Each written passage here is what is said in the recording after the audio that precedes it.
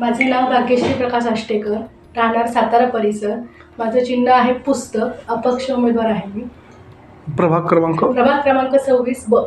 अपक्ष म्हणून का निवडणुकीला समोर जात आहे तुम्ही? कारण बरेच वर्ष चान्स देऊन पाहिला आपण पक्षांना, सुधारणा तर काही नाहीच आहे. काय समस्या स्वतः उभं राहणं प्रेफर केलं मी. कारण पक्ष म्हटलं की रिस्ट्रिक्शन्स भरपूर येतात आणि अपक्ष म्हटलं की रिस्ट्रिक्शन्स नसतात. कोणत्या पक्षात काम करत होते आधी राष्ट्रवादी. अच्छा मिस्टर होते, मिस्टर आहेत माझे. अच्छा. मग राष्ट्रवादीने तिकीट नाकारलं म्हणून तुम्ही अपक्ष म्हणून लढा? राष्ट्रवादीने प्रस्तुत केलं आहे, पण आता त्यांनी एक उमेदवार दिला आहे आपल्या भागामध्ये, पुरुष आहे. सो मग चिन्ह दोघांना सेम येईल ना, मग तो गोंधळ नको व्हायला म्हणून मग मी अपक्षच राहायला भेटले. कोणते मुद्दे घेऊन निवडणुकीला सामोरं जात आहे तुम्ही? तर मेन म्हणजे रस्ते आहेत.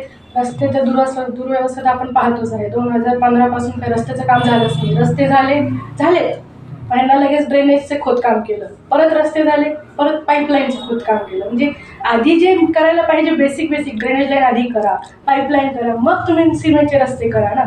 रस्ते केल्यानंतर यांना खोदकाम पाठवतात. आता रस्त्याची अवस्था खूप बेकार आहे, भयंकर. आता मी जवळपास 2003 पासून इथे राहते. मला तर आधीपासून तर काही रस्ता नव्हता. आता हे तरी खोदून, आता परत तुम्ही पाहिलं असेल खोदून ठेवलंय. किती धूळ माती तर भयंकर आहे. त्याच्यामुळे अस्थमाचे आजार आहेत, दम्याचे प्रॉब्लेम होत आहे, लहान लेकरांना धुळीचे त्रास होत आहे, स्किन अलर्जी होत आहे. त्याच्यासाठी मग आता नागरिक म्हणून मी पुढाकार घ्यायचा असं ठरवलं. काय समस्या प्रभागामध्ये? पाणी नाहीये, सगळेजण टॅक्स भरताय, नळपट्टी भरतोय, सगळं भरतोय, पण सुविधा काहीच नाही. आता पण गॅस लाईन आली आहे, ती पण अर्धवटच. कोणाच्या घरी कनेक्शन दिलंय, कोणाच्या घरी नाहीये. फॉर्म दिलेत तर म्हणतात आम्हाला सापडत नाहीत फॉर्म. ज्यांनी भरून दिलेत फॉर्मचा तर पत्ताच नाही. गुंठेवारीचा प्रश्न पण, गुंठेवारी पण लोकांना खूप त्रास आहे त्याचा. नाही, लोकांनी त्याच्यासाठी आंदोलन पण केलं होतं. आम्ही स्वतः होतो त्याच्यामध्ये. गुंठेवारीच्या आंदोलनामध्ये आम्ही स्वतः इथे ब्रिजच्या दर्ग्याखाली आंदोलनाला होतो. लोकांचं म्हणणं आहे की तुम्ही त्याच्याबद्दल तोडगा काढा ना. जास्त टॅक्स आकारला जातोय, त्याच्याबद्दल पण टॅक्समध्ये सवलत भेटली पाहिजे लोकांना. कारण जे वयस्कर आहेत, जे रिटायर झालेले आहेत, त्यांनी कसं भरायचं? जे आता रस्ते पण 100 कोटी रस्ता करायचं म्हणतात, त्याच्यामध्ये 700 घरं चालली. त्याबद्दल तर आतापर्यंत कोणीच काही बोललं नाही. आता इथे 100 कोटी रस्त्याची काहीच गरज नाही. कारण म्हणतात ते लिंकिंग रोड करायचं, पण एवढ्या रस्त्याला 100 कोटीची गरज नाही ना. कारण हा तुम्ही जर 50 फुटी करता तर लगेच त्याच्या शेजारी 100 फुटी करायची गरज नाही. जर तुम्हाला करायचं तर तुम्ही तोच 50 फुटी करा ह्याच्याऐवजी, आणि लोकांना आजच्या रेटनुसार तुम्ही त्याचा मोबदला द्या ना. सरकार त्याबद्दल काहीच बोलत नाही. तुमचं विजन काय असेल निवडणुकीसाठी? कारण फक्त बायकांना इथे रोजगार नाही, लेकरांना रोजगार नाही आहे. तो युथला आपण रोजगार द्यावा ही तर माझं विजन आहे. बचत गट बायकांचे बनवायचे, बायकांना रोजगार द्यायचा, गृह उद्योग झाले. परत बचत गटानुसार ज्या ज्या सुविधा आपल्याला देता येतील. तर इथे म्हाडामध्ये अंगणवाडी आहे, पूर्ण ओसाडे, काहीच नाही तिथे, सगळे झाडं वाढलेले. तर ती अंगणवाडी पण तिथे चालू करावी, जे की लेकरांना डोस वगैरे असतात. तिथं फक्त एकच अंगणवाडी म्हणजे घराच्या बॅक साईडला. तिथे झाली तर लेकरांना नियमित डोस चालू होते.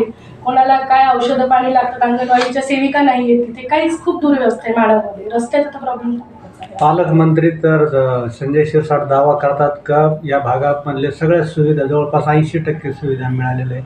रोड तर चकाचक झाले.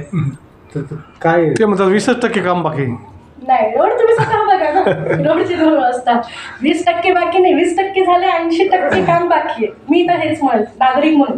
आता उमेदवार आहे म्हणून ती वेगळी गोष्ट आहे, पण त्याआधी मी एक नागरिक आहे.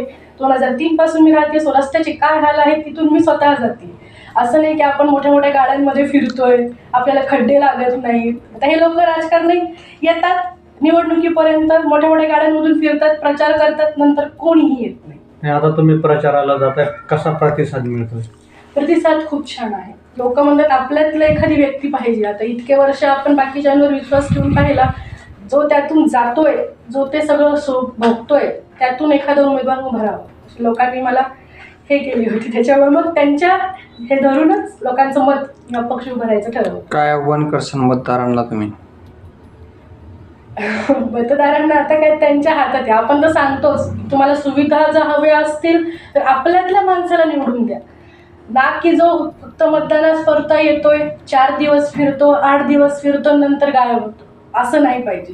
तो त्यातून जातोय, ज्याला तो त्रास स्वतः होतोय अशातला आपल्यातला माणूस तुम्ही निवडून द्या. म्हणजे मीच असं नाही, प्रत्येक वॉर्डांमधून प्रत्येक प्रभागामधून जो अपक्ष उमेदवार आहे तो त्यांच्यातला आहे व्यक्ती, त्याला तुम्ही एक मत तरी द्यावं, माझं हे म्हणणं आहे. 4 आहेत आपल्याकडे, तुम्ही एक अपक्ष द्या, 3 पक्षाचे द्या, काही म्हणणं नाही. आम्ही नाही म्हणत नाही की तुम्ही पक्षावाल्यांना देऊच ना, त्यांना पण द्या, एक अपक्ष पण द्या ना तुम्ही. ओके, धन्यवाद.